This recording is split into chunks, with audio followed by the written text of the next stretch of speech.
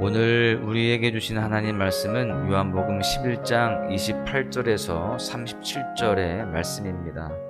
이 말을 하고 돌아가서 가만히 그 자매 마리아를 불러 말하되 선생님이 오셔서 너를 부르신다 하니, 예수는 아직 마을로 들어오지 아니하시고 마리다가 맞이했던 곳에 그대로 계시더라.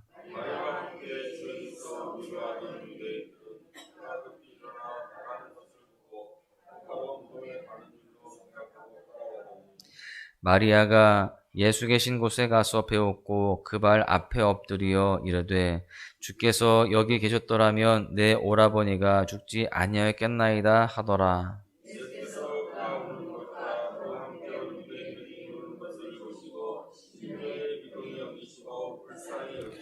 이르시되 그를 어디에 두었느냐 이르되 주여 와서 보옵소서 하니,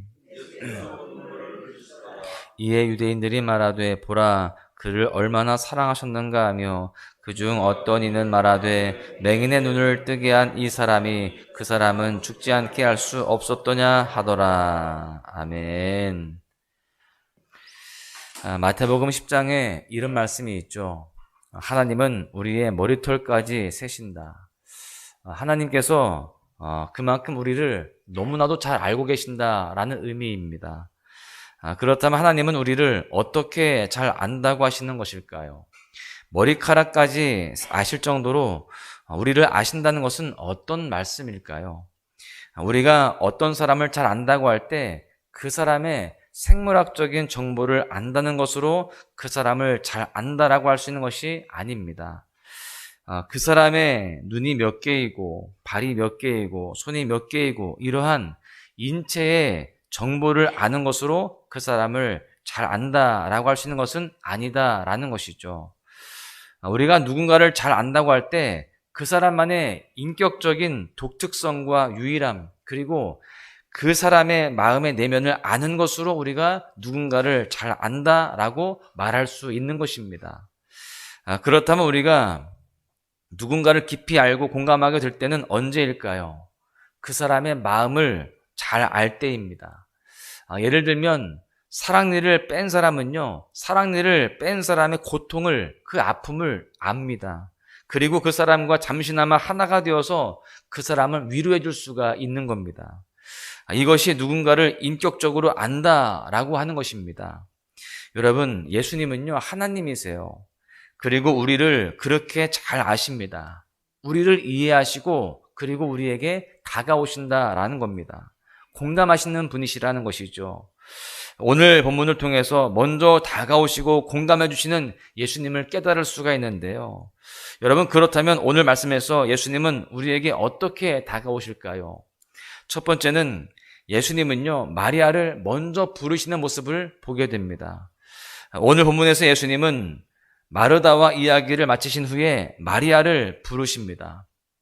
마르다는 마리아에게 예수님이 마리아를 부르심을 말하고 있어요. 본문 28절을 보십시오. 이 말을 하고 돌아가서 가만히 그 자매 마리아를 불러 말하되 선생님이 오셔서 너를 부르신다 하니, 그렇게 부르신다라고 그 마리아에게 이야기를 해요.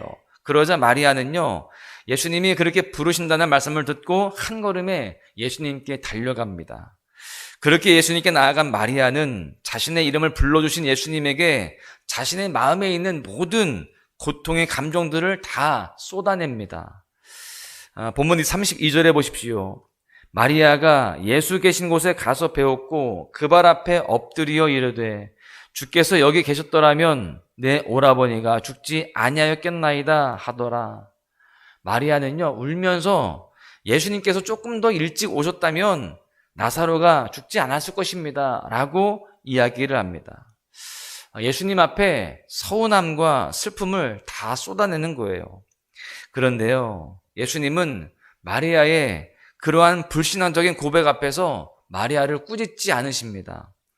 자신의 마음에 있는 모든 부정적인 감정들을 쏟아내는 그 마리아에게 나무라시지 않아요. 왜 그럴까요? 예수님은요, 마리아를 꾸짖으시려고 오신 것이 아니기 때문입니다. 여러분, 예수님은 지금 마리아의 마음을 다 들어주시고 또 마리아를 만나 주시기 위해서 마리아를 불러주신 것입니다. 공감해 주시기 위해서, 위로해 주시기 위해서, 품어 주시기 위해서 그렇게 불러주신 것이죠. 여러분, 주님이 우리를 부르실 때에도 바로 이러한 마음으로 부르시는 겁니다. 우리의 마음의 모든 고통과 아픔과 또 문제들을 주님 앞에 눈물로 아뢰기를 원하는 마음으로 그렇게 부르신다라는 겁니다.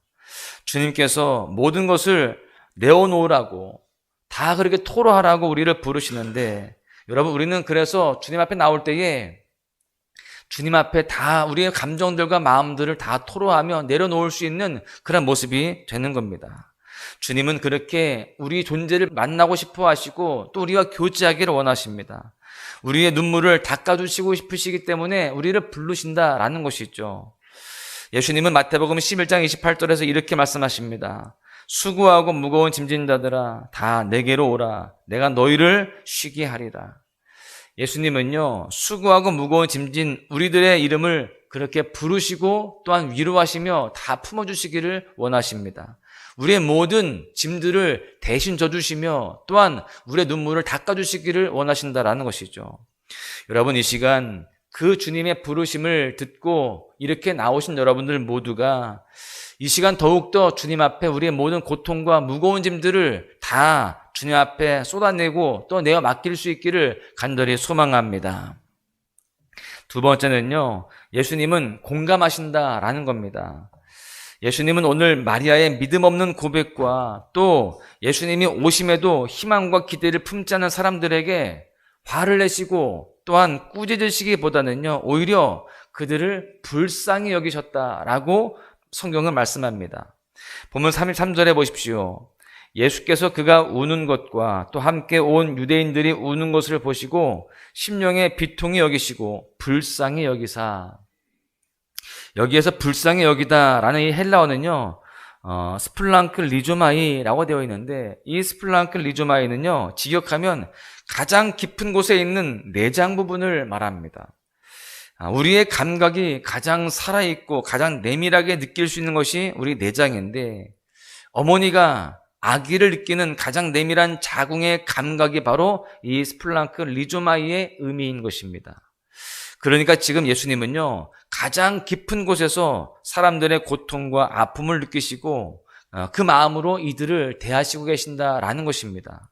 그래서 오늘 본문에서 그 고통과 아픔을 공감하시는 예수님은요, 눈물을 흘리고 계십니다. 35절에 보시면 예수께서 눈물을 흘리시더라 이렇게 되어 있어요. 예수님은 그들의 고통에 공감하시고 그들의 아픔을 마음 깊숙한 곳에서 느끼셨기 때문에 그렇게 눈물을 흘리신 것입니다. 김미애 씨가 쓴 말이 안 통해 라는 동시가 있더라고요. 이렇게 되어 있습니다. 엄마, 토끼가 아픈가 봐요. 쪽지 시험은 100점 받았어? 아까부터 재채기를 해요. 숙제는 했니? 당근도 안 먹어요. 일기부터 써라.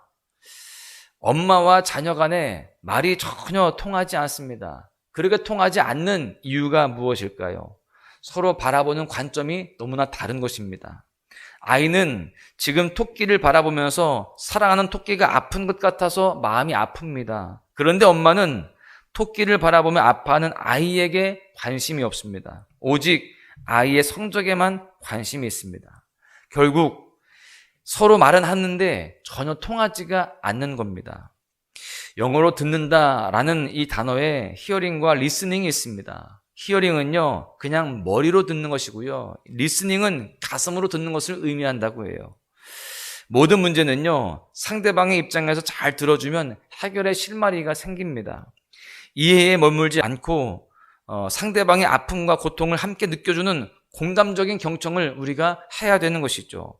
그럴 때 진정한 위로와 참된 사랑을 실천할 수가 있는 겁니다. 그런데 주님은요, 이렇게 공감적인 경청을 해주시는 참 좋으신 분이십니다. 우리가 인생의 어려움과 고통에 봉착했을 때에 예수님은 우리의 실수와 실패를 먼저 탓하시는 것이 아니라, 우리의 믿음 없음을 꾸짖는 것이 아니라, 우리가 고통 가운데 놓여 있을 때에 예수님은 가장 깊숙한 곳, 마음 깊숙한 곳에서 우리의 고통을 함께 느끼십니다. 히어링이 아니라 리스닝으로, 가슴으로 다 들으시며 함께 고통하신다라는 겁니다. 그리고 예수님은요, 우리의 눈물을 닦으시며 함께 우시는 분이시다라는 것을 우리는 분명히 알아야 됩니다. 여러분, 오늘 이 예수님 앞으로 더욱더 깊이 나아갈 수 있기를 바랍니다. 우리의 연약함을 공감해 주시고 우리의 모든 고통을 감싸 주시는 사랑의 주님의 품으로 더 깊이 나아가야 됩니다. 여러분, 아무도 나의 상황을 공감해 줄 수 없을 것 같아서 외롭고 힘겨우시다면, 그래서 정말 삶 가운데에 너무나 아픔이 있고 상처가 있다라고 한다면 우리를 온전히 공감해 주시고 안아주시는 사랑의 주님의 품으로 더욱더 나아가시기를 간절히 바랍니다. 그럴 때에 세상이 줄 수 없는 참된 위로와 평강과 소망을 경험하게 될 줄로 믿습니다. 말씀을 맺겠습니다. 오늘 본문에서 주님은요, 마리아의 이름을 부르고 계십니다. 그리고 마리아의 모든 슬픔을 다 끌어안고 계세요. 또한 오늘 본문에서 주님은요, 사람들의 연약함과 고통에 공감해주고 계십니다. 사랑하는 소망가족 여러분, 바라기는 우리 모두가 오늘 이런 사랑의 주님 앞에 마음껏 우리의 마음을 다 내려놓고요, 또 인생의 모든 수고하고 무거운 짐들을 다 내려놓을 수 있기를 간절히 소망합니다. 그리고 더불어서 우리도 예수님처럼 그 누군가의 마음을 공감해주고요, 주님의 마음으로 품어주는 가운데에 주님의 사랑으로 위로해주고 세워주는 그런 모습으로 살아가시기를 간절히 소망합니다. 여러분, 오늘 하루 먼저 부르시고 공감하시는 주님으로 인하여서 힘을 얻으시기를 바랍니다. 또한 그 주님의 모습을 닮아서 그 누군가를 공감해주고요, 힘을 주는 삶으로 살아가면서 승리하시기를 주님의 이름으로 간절히 축원합니다. 화려하지 않아도 정결하게 사는 삶, 가진 것이 적어도 감사하며 사는 삶, 내게 주신 작은 힘 나눠주며 사는 삶, 이것이 나의 삶의 행복이라오. 눈물 날 일 많지만 기도할 수 있는 것, 억울한 일 많으나 주를 위해 참는 것, 비록 짧은 작은 삶 주 뜻대로 사는 것, 이것이 나의 삶의 행복이라오. 이것이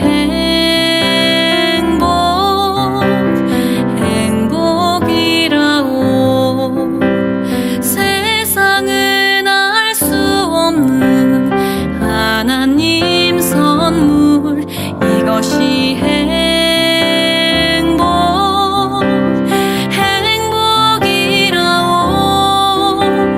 하나님의 자녀로 살아가는 것, 이것이 행복이라오. 이것이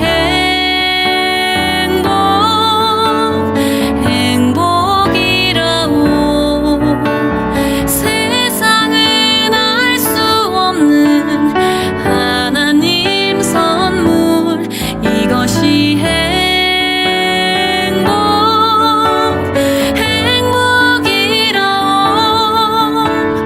하나님의 자녀로 살아가는 것, 이것이 행복이라오.